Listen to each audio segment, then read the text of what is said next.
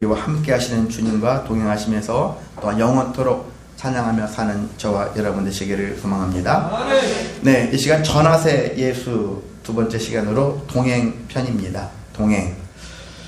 이 광야 같은 세상이죠. 우리 인생을 광야의 인생이다 라고 얘기하는데, 광야 같은 인생. 근데 이 광야가 참 쉬운 인생은 아닙니다. 험악한 인생을 설명할 수 있는 일인데요. 이 험악한 인생에 제일 필요한 것 중에 하나 골라라 하면은 동행이라고 볼 수 있습니다.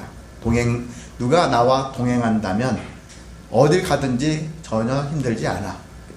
부부도 손뼉이 맞으면 무엇도 겁나지 않는다. 그런 말들이 있어요. 그런 유사한 말들이 많이 있습니다. 친구들 간에도 정말 손뼉이 잘 맞는 아이, 꽁짝이 잘 맞는 친구들, 그런 사람이 필요하죠. 제가 지난 수요일에 이제 그랬거든요. 우리 전사님 앞에서 저한테 제일 최고로 꽁짝이 잘 맞는 사람은 누구다?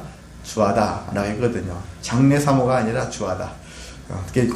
다른 건 아니라 이제 반주할 때 보면은 여러 가지로 제가 하고자 하는 것들을 뒤에서 거울로 이렇게 봐가면서 자기가 빨리 쳐야 되는, 늦게 쳐야 되는지 이런 거, 만약에 다 끝나고 돌아오면은 여기 올 때까지 물 마시고 하는 이런 거까지 다 감안해가지고 친다고 자기가 예전에 고백하더라고요. 근데 저도 그런 예민한 편이라서 제 딸이 그렇게 하고 있는 게 느껴지거든요. 그래서 네가 말하기도 전에 내가 이미 알고 있다, 그런 얘기 했는데, 그 정도 여러분이 적어도 동행을 한다면은 신이 말을 하지 않아도 내가 어떻게 하고 있는지 서로가 느낄 수 있을 정도의 그런 동행, 그런 동행이 있어야 되지 않겠습니까? 그런 동행이 있다면 참 놀라운 일이고 즐거운 일이고 감사한 일이다 라는 생각이 듭니다. 더군다나 힘들수록 나와 함께하는 자가 있다면 얼마나 좋을까, 그렇잖아요. 그런 삶이 바로 동행의 삶입니다. 그리고 또한 우리에게 어떤 주어진 일이 있다면 그 주어진 일 혼자 하는 것보다는 나와 함께 할 수 있는 자가 있었을 때 더 중요하고 그 일들을 감당할 수 있는 일이 우리에게 있습니다. 그래서 사명을 행할 때도 정말 필요한 것이 동행자다. 동행이 필요합니다. 예, 동행은 여러분 잘 알다시피 함께 가는 것입니다. 함께 한다는 의미만이 아니라 함께 간다는 것까지 있는 것이, 함께 행한다, 함께 행하는 것까지. 그러니까 마음만 같이, 마음만 주고받는 것이 아니라 마음을 통해서 먼저 같은 행동까지 하는 것이 동행의 진정한 의미다는 얘기죠. 신앙생활은 그냥 정신적으로, 영적으로만 믿는 게 아니거든요. 그 믿음은 행위까지를 다 감안해서 설명되어지는 것이기 때문에 동행도 마찬가지입니다. 동행도 같은 마음, 같은 말, 또 같은 행동을 하게 되어지는 것이 진정한 동행에 있다는 것입니다. 그래서 우리가 어떤 것이 있다면 우리는 동행을 자주 하는 게 좋다라는 것입니다. 그렇다면 우리가 대신 돌아와야 되는데, 나는 지금 어떤 것과 동행을 하고 있을까 했었을 때, 우리는, 특히 성도는 세 가지 측면에서 세 부류와 동행을 하고 있습니다. 그리고 오늘 그래서 세 부류가 누구인지, 그리고 가장 우리한테 필요한 것은 어떤 동행인지 이라는 것들을 이미 답은 여러분이 알고 계시죠? 그래서 다시 한번 점검을 하면서 들으면서 그 의미를 생각해 보도록 하겠습니다. 첫 번째는 우리는 이웃과 동행하고 있습니다. 그래서 저는 예전부터 제가 이웃 할 때, 이웃은 우리 옆집, 우리 동네, 이런 사람들을 이웃이다 라고 하는 것이 아니라 나를 제외한 모두가 다 이웃이다, 넓은 의미로 봤을 때. 그래서 제 아내도 저한테는 이웃이거든요. 주하나 현아도 저한테는 이웃이에요. 딸이라 할지라도 이웃이다. 나를 제외한 모두가 다 이웃이다. 이런 마음을 가지고, 이런 생각을 가지고서 이웃이다 라고 볼 수 있는 것입니다. 그래서 부부가 제일 가까운 이웃이죠. 자녀가 두 번째로 이웃이라고 볼 수 있고, 엄청 가까워야 되는데 근데 희한하게도 가까울수록 멀다, 더 멀어지는 일들이 많다라는 거죠. 가깝고도 먼 관계, 이웃의 관계인데 그렇습니다. 어느 나라든지, 우리나라 입장에서는 일본과 중국이 가까운데 서로가 앙숙처럼 되어지고 미워하고 시기 질투가 많죠. 그런 관계가 똑같아요. 집안에서도 이루어져요. 먼 데서 이루어지는 게 아니라 희한하게 가까운 데서 이루어집니다. 그렇다 할지라도 우리가 어떤 일이 있다면은 그래도 누구랑 동행해야 되느냐? 가장 가까운 그 이웃들과 동행을 해야 한다는 것입니다. 그래서 가깝게는 가족과 동행을 끊임없이 시도를 해야 돼요. 그들과 어떻게 해서라도 동행을 해야 한다라는 것입니다.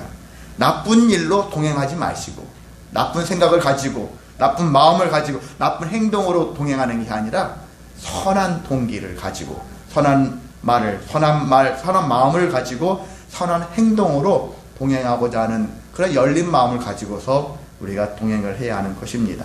그래서 직장 동료들과도 하나 되어질 수 있도록 해야 되는 것이거든요. 혼자만 쉬어나가면 되는 것이 아니라 함께 갈 수 있는 그런 마음을 가져야 하는 것입니다. 그리고 또 우리에게는 교우들도 있죠. 교회 식구들은 정말 중요한 가족 중에 하나예요. 어떻게 보면 집안 식구들 다음으로 중요한 역할을 하는 것이 교우들이거든요. 그래서 교우들에게 함께 동행할 수 있는 그러한 모습들도 우리에게 필요합니다. 근데 우리에게 이런 좋은 동행이 되어질 수 있는 자질들이 충분하지만, 근데 한 가지 안타까운 것은 이들이 나에게 영원한 좋은 동행자가 될 수 없다는 것이거든요. 왜냐하면 일단은 완벽하지 않습니다. 그리고 그들도 삶이 있고, 자기 삶이 있잖아요. 자기 생각이 있고, 또 자기 길이 있거든요. 끝까지 나와 동행하지 않습니다. 그리고 우리에게 주어진 그 유한한 생명이 있기 때문에 누가 먼저 죽어버리면 나중에는 혼자가 되어지는 거예요. 또 누가 떠나버리면 혼자가 되어지는 것이거든요.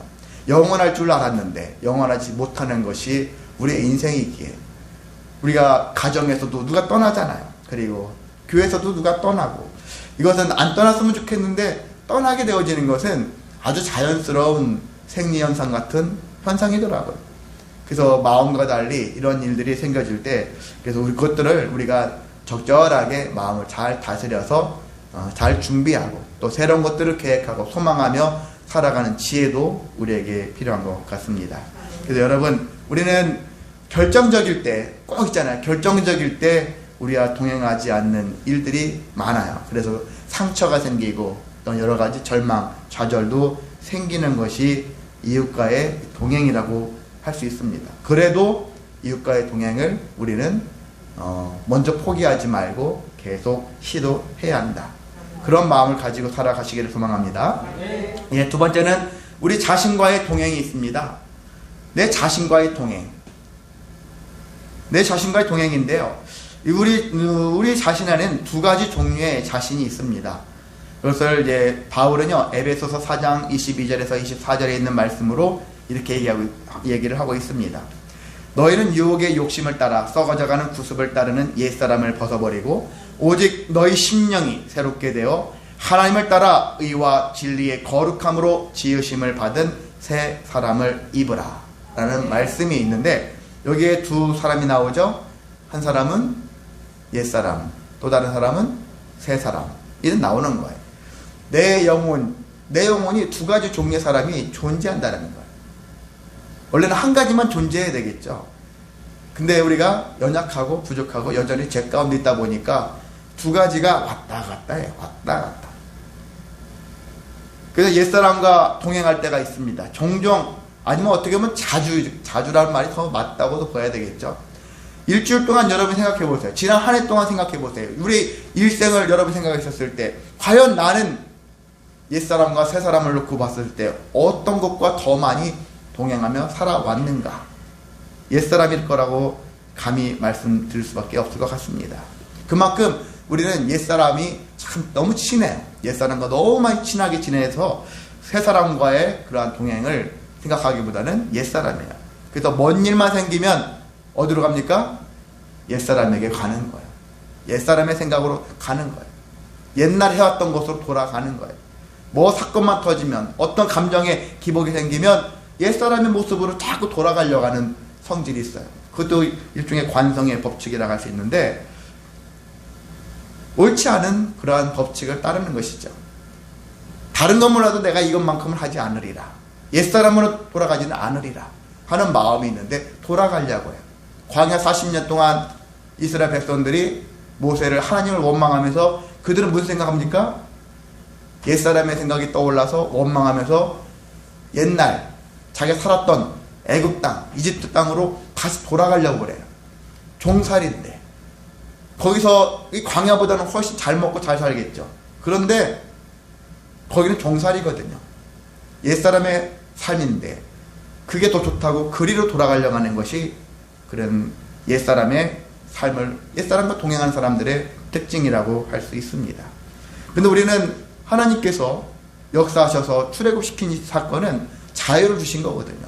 자유하는 자로서. 그래서 주셨는데도 불구하고 그 새 사람으로서 살아내라고 그렇게 말씀하시는데도 불구하고 우리가 의와 진리와 거룩함으로 지으심을 받은 새 사람을 입은 자인데도 불구하고 변화된 삶을 살아내지 못하고 변화된 것들을 다시 원래의 모습으로 되돌리는 그런 모습들이 있습니다.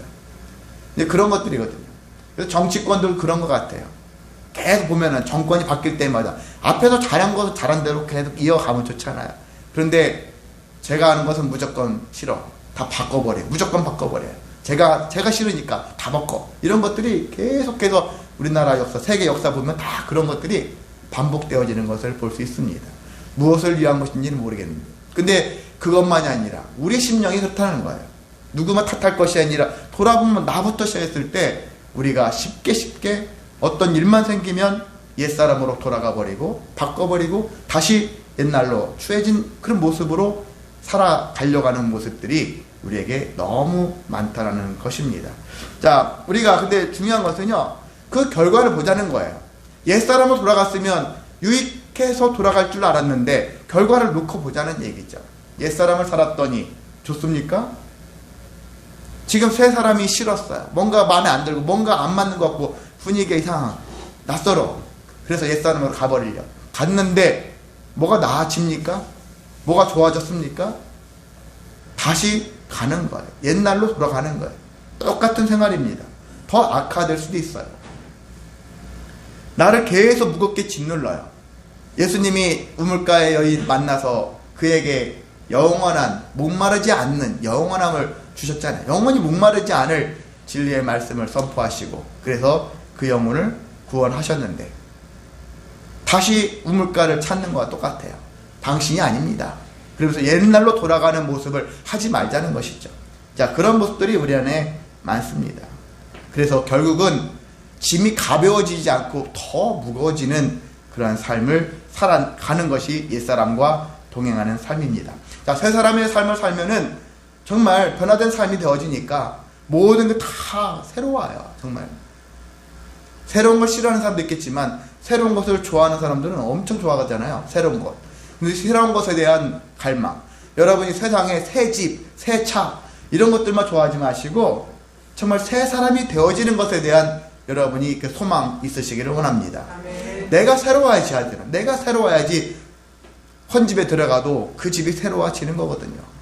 내가 있어야, 내가 새롭지 않으면 어느 집에 있으나 나는 썩어져가는 구습을 따르는 옛사람에 지나지 않거든요. 내용이 썩어져 가는데 새 집에 있으면 뭐합니까? 새 차를 가지면 뭐하겠습니까? 내 영혼이 변화된 모습으로 내가 빛나야 하잖아요. 어디 있든지 나로 말미암아서 새 것이 되어질 수 있는 그러한 은혜를 여러분이 누리시기를 소망합니다. 그래서 우리는 두렵고 불안정할 때, 그럴 때일수록 어떻게 하라고요? 더욱더 새 사람과 동행하시기를 원합니다. 주님이 그러시라고, 그렇게 하라고 우리를 새 사람으로 만들어 주셨잖아요. 그러니까 주님과 동행하여서 계속 새롭게 되어져서 정말 선순환의 삶을 살아내겠다. 옛사람의 삶은 악순환의 연속이에요. 여러분이 그걸 끊어낼 수 있는 방법은 새 사람과 동행하는 길밖에 없습니다. 아멘. 그렇게 살아가시기를 소망합니다. 예, 세 번째, 우리가 하나님과 동행해야 한다는 사실입니다. 우리는 또 하나님과 동행하고 있습니다. 세상에서 제일 복 있는 사람은 다른 게 아니에요. 하나님과 동행을 하는 사람인가. 아멘. 목사가 성도를 봤었을 때, 세상 사람들을 봤을 때 제일 사랑스러운 사람은 누구냐? 예수님을 잘 믿는 사람, 하나님과 동행을 잘 하는 사람이거든요. 이것은 목사가 보는 눈이 아니라 말씀을 통해서 목사가 하나님의 마음을 닮아서 하나님 마음으로 보는 거거든요. 목사의 개인의 시각으로 보는 게 아니거든요. 우리 교회 안 다닐지라도 어떤 교회 잘 나가는데 저 성도로서 충실하게 새 사람과 동행하면서 열심히 사명 감당하면서 살고 있대. 얼마나 참 감사한지 몰라요. 나랑 전혀 상관없는데도 감사가 넘치잖아요. 그게 어떤 마음? 하나님의 마음을 품었기 때문에. 여러분도 그럴 수 있어요. 여러분도 어떤 성도가 있는데 저 사람 보고 미움 다투 시기짓으로 바라보지 않고 저 사람이 참 신앙생활 이쁘게, 정말 이쁘다, 응? 감사하다, 이런 마음이 들었다면 여러분도 하나님의 마음으로 보는 것과 같거든요. 하나님은 그렇게 우리를 바라보고 계십니다. 그래서 지난번 제가 권직 권사 임직하는 거 보니까 그 목사님이 그런 얘기 하더라고요. 기도 가운데 있더라고요.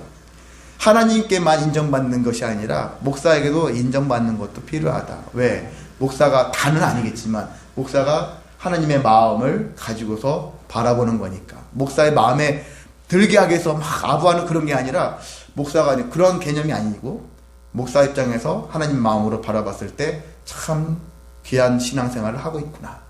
그렇게 인정받을 수 있는 그런 모습으로 신앙생활을 하라는 것이죠.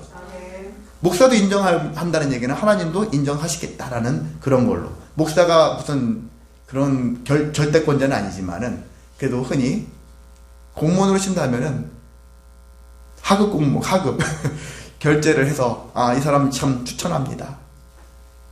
거기에 보니까요 무슨 얘기하냐면 신천이라는 말 쓰더라고요. 정말 신천진가. 신천. 오늘 이번 금년도에 신천 받으신 분, 신천이란 말을 쓰는데 무슨 말이지? 그랬더니 하나님께 천거된 사람들, 하나님으로 말미암아서 천거된 사람들, 이런 얘기 하더라고요. 그런 용어를 쓰는데 좀 감리교 용어인지 몰라도 좀 낯설긴 했지만은, 그래서 우리는 모두가 그렇게 되어져 있어요. 그러니까 여러분이 어떤 일이 있어도 하나님과 동행하여서 하나님 마음에 드는 그런 성도의 삶이 되어지시기를 소망합니다. 아멘. 하나님과 동행하면 되는 거예요. 아멘. 동행하면 모든 게 시작이고요, 동행이 마침표도 될 수 있는 거예요. 우리는 그 무엇보다 하나님과 동행한다. 하나님을 기쁘시게 하는 것도 하나님과 동행해서 출발하는 거거든요. 자, 성경에서는 동행하는 자들에 대한 소개를 종종 하는데, 우리 동행하면 대표 주자가 아무래도 여러분 잘 알고 있는 에녹입니다. 에녹. 창세기 5장에 있죠. 주부에도 나와 있는데 그렇습니다. 창세기 5장에 있는 에녹에 대한 이야기를 간단하게 하자면, 그는 동행을 했는데 얼마큼 했습니까? 무려 300년을 하나님과 동행했다. 아마 목숨이 붙어 있었으면 더 했을지도 모르겠어요. 끝까지, 이 땅에서 죽을 때까지, 육체가 사망할 때까지 했었으면 더 오래 했을지도 모르겠지만은, 하나님이 300년 동행했는데 그를 죽지 않고 하나님께서 데려가셨다. 죽음을 보지 않고 죽지 않고 하나님께서 데려가심으로 인해서 300년 밖에라고 해야 되나요? 300년 더 할 수 있었었는데, 자, 근데 기록의 목적은 아니니까 중요한 것은 끝까지 동행했더라. 그게 중요합니다. 하나님과 동행하기 시작했더라. 그게 끝이면 안 되잖아요. 동행했는데 끝까지 동행했더라. 이게 중요하거든요. 성도는 끝까지, 항상 끝까지 염두에 두는 거예요. 그런 마음을 가지고 여러분이 동행할 수 있는 그런 생각을 행하시기를 소망합니다. 아멘. 자, 그래서 그 사람은, 그런데 보면은 날 때부터 하나님과 동행했는가? 이 사람 모태신앙인이었는가? 아니에요. 언제부터요? 정기숙 권사님 연세 되신 때부터 65세가 되셨죠? 65세가 되셨는데 이때부터 하나님과 동행했다고 나와 있습니다. 자, 하나님과 동행했다는 것은 여러분 교회 나가는 날짜부터가 하나님 동행이다 라고 여러분이 생각하지 마시고, 언제부터다? 하나님을 만난 날부터. 교회에서 성도들을 만나고 하나님을 만나려고 여러분 대기한 것이지, 어떻게 보면은요, 그건 대기예요. 하나님을 만나고자. 여러분 연예인들 만나려면은 학생들이 얼마나 많은 기나긴 대기줄을 가지고 기다리면서 먼 관중석에서 보잖아요. 공연 같은 거 보면은. 그렇게 하지 않습니까? 실제 1대1 만납니까? 아니잖아요. 그냥 내가 보고서 내가 만났다고 하지만 나만 만난 것이지 함께 만나는 건 아니니까. 근데 신앙생활 하다 보면은 어느 순간 정말 하나님을 만났습니다 하는 그런 얘기가 나와요. 제가 어떻게 우연찮게 차인표 씨가 하나님 만난 이야기들을 이렇게 간증하는 거 한 3분짜리인가 봤는데 자기도 옛날부터 신앙생활 해왔대요. 그리고 정말 늘 기도하면서 하나님 만나게 해주세요. 하나님 예수님 만나고 싶습니다. 만나고 싶습니다. 그렇게 했는데 못 만났대요. 자기가 정말 연극 같은 경우도 예수님을 만나고 예수님 역할까지 해가면서 정말 그 역할을 하면서 예수님 만나기를 사모했는데 안 만났대요. 그런데 그 컴패션이랑 하잖아요. 컴패션. 시네라 씨랑 함께 이 역할을 하는데 시네라 씨가 왜 아프리카인가 가야 되는데 사정상 못 가는데 남편 당신이 좀 대신 갔다 왔으면 좋겠어. 그런데 차인표 씨는 사람들과 섞이는 게 싫어가지고 자기만 혼자 1등석에 타고 갔대요. 타고 갔는데 사람들과 같이 어울리지 않고. 그런데 거기 갔는데 어떤 담당하시는 목사님인가 한 가지만 부탁드린다 하면서 그 어린 아이들, 연약한 아이들, 못 먹은 아이들 보면은 안아줬으면 좋겠다. 안아주고 사랑한다고 그렇게 해줬으면 좋겠다. 근데 차인표 씨가 그 아이를 안아주는데 거기서 자기가 예수님을 만났다. 그런 얘기 하더라고요. 그전에는 자기가 그렇게 만나려고 했는데 안 만나주는데 거기 가서 그 어린아이들을 보면서 진정 예수님을 만나기 시작했다. 그때부터라고 하잖아요. 여러분도 그런 때가 있었습니까? 정말 나의 하나님 만난 때가 있었습니까? 그러면 그때 이후로 계속 지금 동행하고 계십니까? 그게 필요하거든요. 저도 솔직히 말해서 언제 만났냐? 2012년도 9월 첫 번째 주예요. 제가 왜 기억하냐? 창세기 말씀 28장인가? 거기에 보면은 저기 야곱이 베델에서 기도했던 거 있잖아요. 하나님 만났던 그런 장면을 제가 말씀 준비하면서 만났거든요. 그 전까지는 저도 여러분보다 더 훨씬 교회를 더 많이 다녔어요. 교회 짬밥으로 치면 엄청 길어요. 그런데 정말 나의 하나님 만난 시간이 그때예요. 근데 제가 영혼이 정말 깨워지고 모든 게 다 믿어지고 모든 게 다 신뢰가 되어지는 그런 시간대가 그 시간이었어요. 우리는 그런 경험이 있어야 한다는 얘기죠. 그런 체험이 있어야 한다는 것입니다. 나의 하나님을 만나는 체험. 그래서 나의 하나님 만나니까 그 이후로 동행이 조금 쉬워지더라고요. 그 전에는 의심해요. 여러분도 저를 의심할 때 있었고 저도 여러분을 의심할 때도 있었지도 모르겠어요. 저 사람이 과연 믿을 만한가? 이런 마음을 가질 수 있잖아요. 처음에 보면 그런 마음 갖잖아요. 보자마자 당신을 믿어. 어떤 사람이 그렇게 할 수 있습니까? 근데 일정 시간 지나니까 믿어지잖아요. 그런 것과 같이 저도 여러분을 믿습니다. 가끔은 이렇게 여러 가지 사정 때문에 꾸준히 하지 못하는 그런 일이 생길 때마다 조금은 안타까운 마음이 들 수는 있는데 그래도 여러분의 삶을 저도 인정하고 그런 또 동행하기에 합당한 분들이다 라고 제 입장에서 감히 말씀드립니다. 그런 것과 같이 우리가 하나님과 동행하는 것이 참 중요한 일입니다. 하나님과 함께하는 일. 그래서 처음부터 날 때부터 모태신앙적인 그런 모습으로 무두셀라가 살진 않았겠지만 그래도 65세라는 그 나이 때부터 비로소 하나님을 만나게 되었고 아브라함도 75세 만났잖아요. 75세 하나님을 경험하면서 하나님의 지시의 말씀에 따라 순종해서 가나안 땅으로 내려갔지 않습니까? 그런 거니까요. 사람들은 언제 만났는지 몰라요. 모태신앙이라 할지라도 솔직히 그 사람이 태어날 때부터 만났습니까? 교회 다닌 거지. 그렇잖아요. 엄밀히 말하면 교회를 다닌 거지. 근데 여러분도 교회를 다니는 걸로 만족하면 안 되고 교회를 다니는 동안에 나의 하나님을 만나기 위해서 힘써야 하는 것입니다. 나의 하나님과 만나는 것을 또 통해서 동행하는 삶까지 계속 이어지기 위해서 우리는 힘써야 되는 것입니다. 자, 성경은 그렇게 65세 처음부터 하나님 만나지 않았고요. 동행하지 않았고 65세가 되었을 때 만나게 되었다. 근데 65세 만났는데 어떤 동기 때문에 무엇 때문에 만나게 되었을까?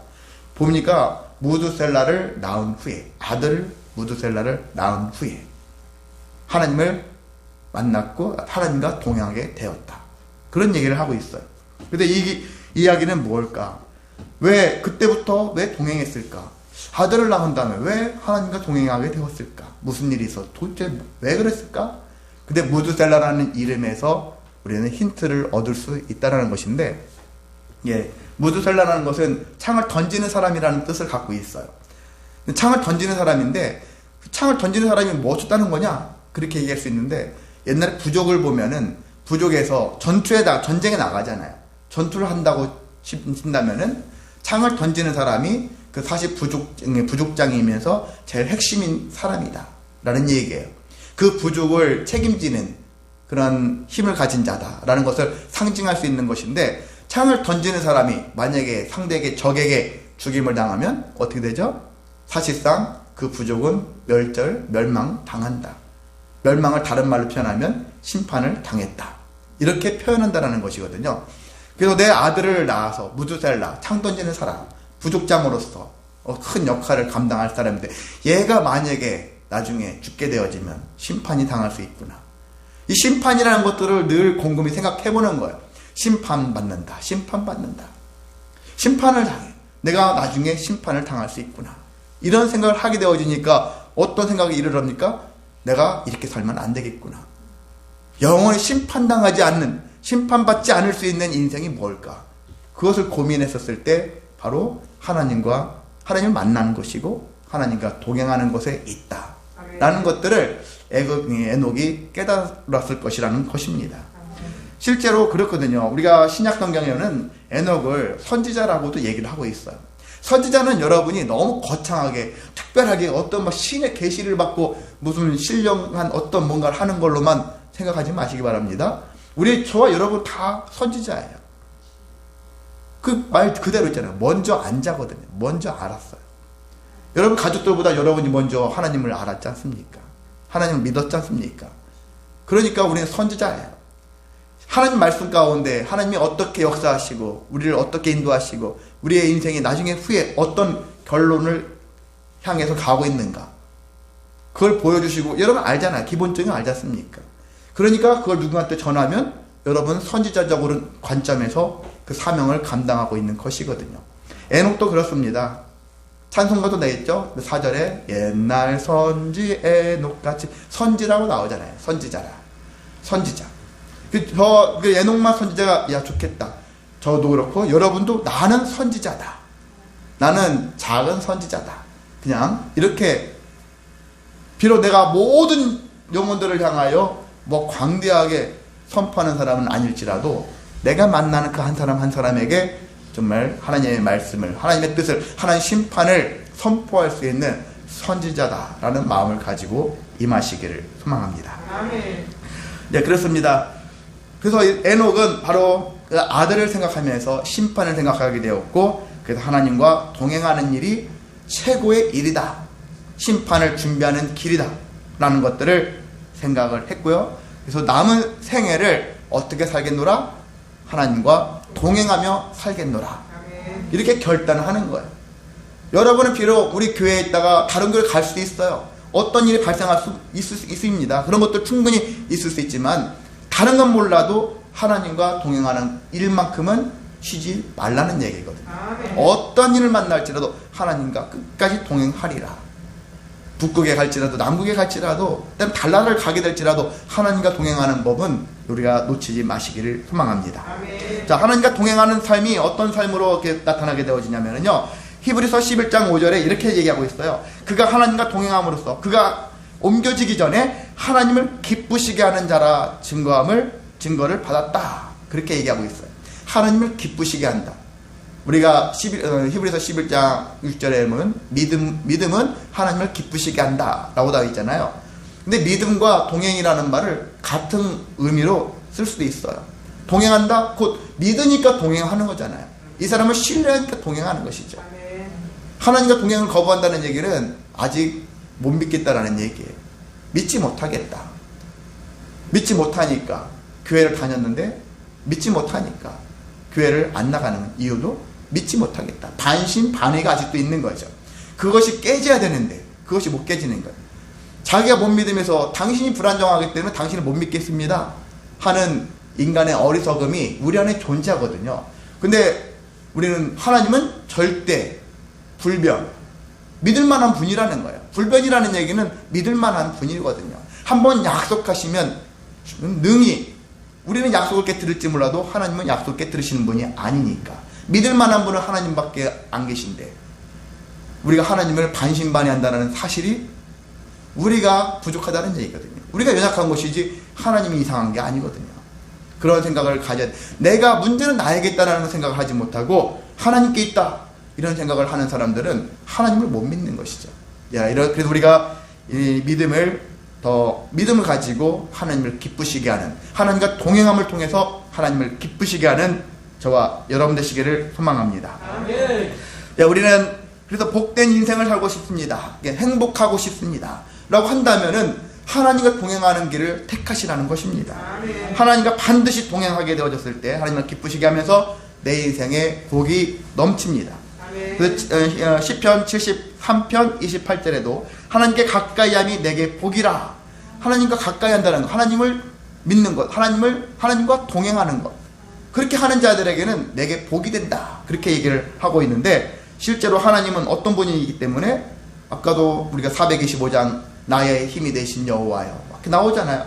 여러분들을 찬양하면서 나의 힘이 되시고 나의 반석이 되시고 요새가 되시면서 피난처가 되시는 분, 여러분 힘들 때 피할 수도 있고 나를 도우실 수 있고 인도해 주시면 얼마나 좋겠습니까?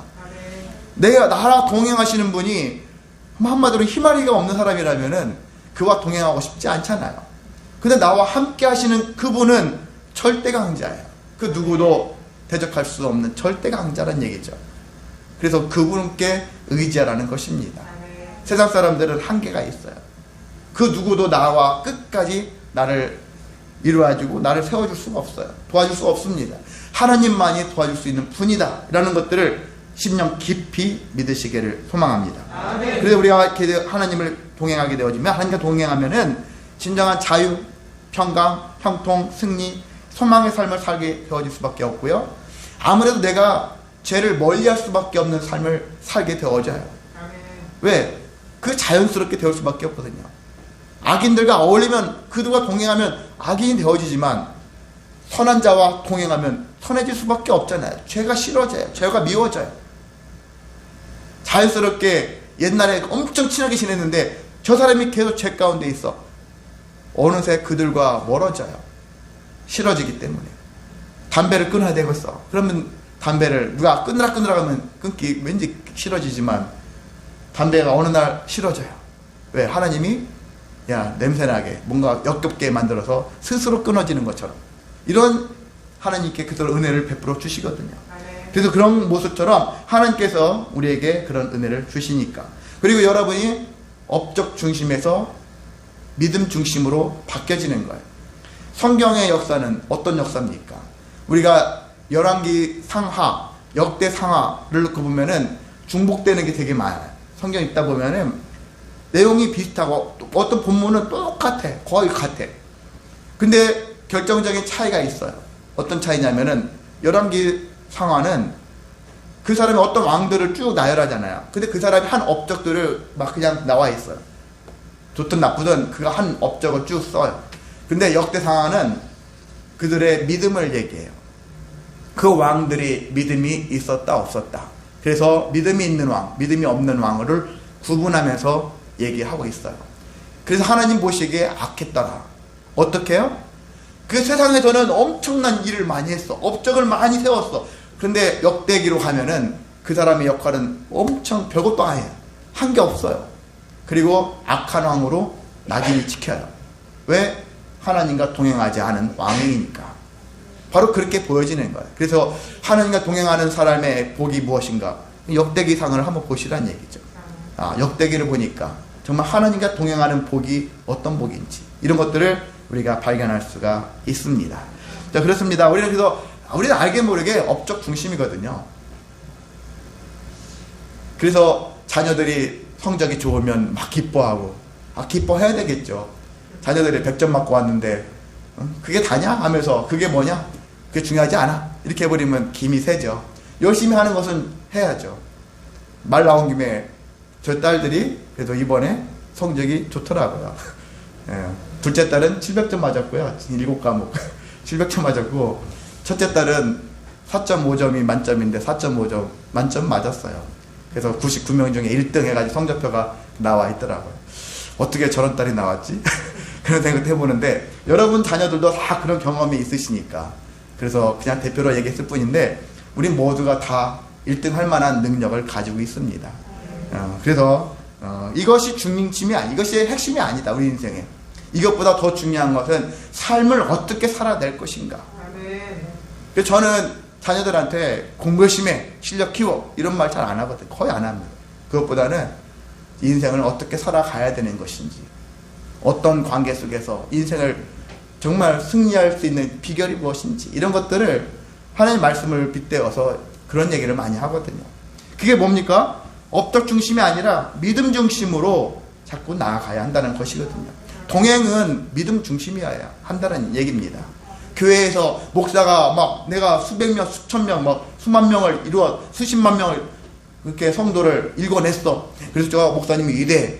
이런 식으로 사람들이 얘기하잖아요. 그게 아니거든요. 그건 업적이지. 그 목사님이 정말 하나님과 동행했는가, 이게 중요하지. 하나님과 동행하지 않으면서 업적을 이룰 수도 있어요. 사람들을 많이 일고 그러면 무조건 하나님이 동행했으니까, 하나님 역사하셨으니까. 역사도 있었겠지만은 그 100% 다 하나님이 동행한 사건은 아닐 수도 있다는 거거든요. 우리는 착각하지 말아야 하는 것이죠. 중요한 것은 정말 저분이 그 하루도 빠짐없이 하나님과 동행하면서 그 일들을, 사명을 감당해냈는가. 이게 더 중요하거든요. 제가 여러분을 바라보는 관점도 마찬가지입니다. 여러분에게 막 기도를 몇 시간 했느니, 성경을 얼마나 막 많이 읽었느니, 이런 걸로 판단하지 않고 여러분이 살아가실 때 정말 하나님과 동행하고 있으신가, 그런 걸로 저는 바라보려고 하거든요. 그게 하나님이 우리한테 원하시는 모습이니까. 그래서 업적 때로는 필요하지만 업적이 다는 아니다. 최종적인 것은 믿음 중심이어야 한다. 그런 것들을 기억하셔서 특히 신앙생활은, 또 인생살이도 마찬가지예요. 업적이 중요하지 않고 이 삶을 통해서 직장은 업적이 대표적이겠지만 그것도 마찬가지예요. 직장 속에서도 어쩔 수 없는 생리가 업적이지만, 학생은 또 공부해가지고 1등하면 그게 업적이라고 할 수 있지만, 그런 생활을 하면서도 그 업적을 믿음으로 바꿔낼 수 있다는 얘기예요. 그걸 하면서도 믿음으로 바꿀 수 있는 것, 여러분이 그것들을 찾아내시고 발견하시고, 그래서 다니시면서 내가 어떤 업적을 만들어냈다면 내가 한 게 아니라 그래도 하나님이 하셨습니다. 이런 고백을 통해서 믿음으로 전환시킬 수 있는 힘을 갖춰야 하는 것입니다. 그게 우리한테 필요합니다. 그것이 없으면 우리는 하나님과 동행을 언제든지 끊어버려요. 더 이상 동행하지 않아요. 업적 중심으로 가다 보면 하나님이 중요하지 않아요. 이렇게 되어질 수밖에 없어요. 왜? 하나님이 없어도 내가 이 업적 때문에 먹고 살고 있다 생각하면서 하나님과 동행하는 것을 더 이상 하지 않거든요. 그런 어리석음이 존재합니다. 자, 그래서 우리가 이런 하나님과 동행하는 삶은 우리를 복되게 할 수밖에 없는 거예요. 모든 걸 다 복되게 할 수밖에 없다. 이것들을 우리가 체험하고 고백하는 것이 성도의 사명이고 하나님께 영광 돌리는 생애가 되어질 수 있습니다. 그런데 우리가 또한 오늘 우리가 전하세 예수라는 그런 타이틀을 가지고서 말씀을 전했을 때, 하나님께 동행해야 되는 이유는 나한테도 유익하지만 하나는 또 예수님을 전하는 데 유익하기 때문에 그렇게 동행해야 한다는 사실입니다. 이 세상 중에 가장 큰 위대한 사명이 예수님을 전하는 거라고 했잖아요. 오늘 본문에 있는 말씀도 그래요. 가서 제자로 삼는, 가르쳐 지키게 하는 이 일들이 우리한테 가장 중요한 일인데, 근데 우리 힘만으로 가서 해라, 우리가 대부분 다 넘어져요. 자기 힘으로 했었을 때 넘어질 수밖에 없습니다. 왜냐하면 마귀의 권세가 우리보다 더 세니까. 여러분, 마귀를 이길 수 있는 사람 없습니다. 혼자서 이길 수 있는 사람 없어요. 또 우리 가족끼리만 대항을 할지라도 이길 수가 없어요. 인간들은 아무리 그 수와 상관없이 마귀를 이길 수가 없어요. 그런데 딱 한 분 이기시는 분이 계시죠? 예수님이 이기실 수 있다. 왜 이길 수 있습니까? 18절에 나와 있죠? 예수님은 이미 하나님께로부터 하늘과 땅의 모든 권세, 하늘과 땅의 모든 권세를 다 가지신 분이기 때문에. 그래서 마귀도 예수님을 어찌할 수 없어요. 하늘과 땅의 권세, 이 땅에서 마귀는 착각하는 거예요. 땅의 권세는 나한테 있어, 다 이 땅의 모든 것들은 내가 주관해, 이렇게 했는데, 예수님이 그렇게 주장하는 마귀를 보면 우습죠. 착각하고 있구나, 네가. 다 이게 권세가 나한테 있는데, 하나님이 나한테 그런 권세를 주셨는데. 그래서 저와 여러분이 예수님과 동행하면, 하나님과 동행하고, 오늘날 우리가 예수님과 동행하라 얘기하잖아요.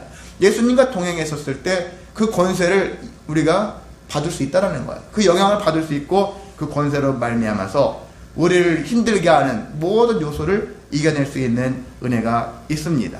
그래서 예수님, 그 예수님이 우리 또 여기 20절에 보면은 볼지어다 내가 세상 끝날까지 너희와 항상 함께 있으리라. 예수님도 약속의 하나님이시거든요. 하나님의 속성을 닮으신 분이니까 약속한 것을 이루시는 분이에요. 그 약속을 이뤄내시기를 소망합니다. 제가 지방에서 십치위원이잖아요. 십치위원 중에 하나예요. 총무다 보니까 십치위원을 하게 되어지는데, 전도사가 이제 목사 되시는 분 심사를 하려고 하는데, 이번 17일 날 지방회 때 한 분이 논문을 내야 되고 저한테도 논문을 보내왔는데, 근데 그분이 약속을 어겼어요. 지지난주에 주초 동안, 이미 늦었거든요. 늦게 냈거든요. 근데 주초 동안에 자기가 내겠다. 지지난주에 저한테 약속을 했고, 다른 분한테 내야 되는데, 근데 월, 화, 수, 목 지나도록 안 내요. 그 다음에 토요일 날 늦게나 저한테 메시지가 딱 왔어요. 이제 낸다고. 약속을 어기더라고요. 제 마음이 별로 그렇게 기쁘지 않더라고요. 약속을 하고서 지난 1년 동안 시간을 줬거든요. 논문을 쓸 수 있는 시간 1년간. 그래서 저보다 나이 한 살은 많아요. 대구에서 이렇게 하면 수포되니까 안 되니까. 예, 그런 분이에요. 그런데 그 약속도 못 지키는데, 하나님은 우리에게 약속한 바를 지키시는 분인데, 목사가 제일 중요하게 여기는 것이 약속이어야 된다. 하나님의 약속. 목사도 그 말씀을 받다면은 다른 게 중요하잖아요. 목사도 성도들을 향한 약속 있잖아요. 그래서 제가 말을 쉽게 하지 않으려고 하는 이유가 그거 있습니다. 그냥 아무 말 던져놓고서 그냥 모른 척하고 아니면 잊은 척하고 지나가 버리는 그걸 하고 싶지 않거든요. 그리고 여러분한테 한번 말씀을, 만약 어떤 얘기를 선포하면 그걸 반드시 지켜내려고 하거든요. 닮아내려고, 정말 약속한 걸 이뤄내려고. 이런 마음들이 우리에게 좀 필요하지 않겠냐. 여러분도 금년 한 해 내가 하나님 앞에 내가 어떻게 살겠노라 다짐했잖아. 이것도 약속의 일종이에요. 하나님께 결단, 서원이라고 하잖아. 내가 그렇게 하게 했다 하면은 그렇게 하려고 여러 가지 환경이 그렇지 못할지라도 내가 그럼에도 불구하고 약속을 지켜내겠습니다. 이러한 결단이 끝까지 해보려고 하는 거예요. 정말 하다가 못하면 못할 수도 있겠죠. 그런데 하기도 전에 우리가 미리 포기하지는 말자는 것이죠. 예, 이런 태도가 우리에게 필요합니다. 우리가 하나님과 동행해서 나쁠 게 전혀 없습니다. 하나님과 동행해서 손해볼 게 하나도 없습니다.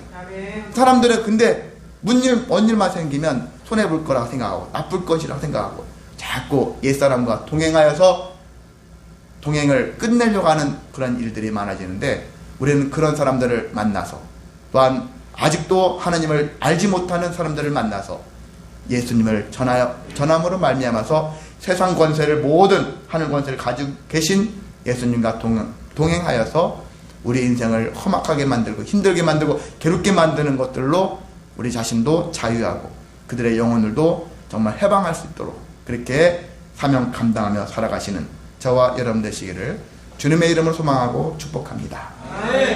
네, 찬송가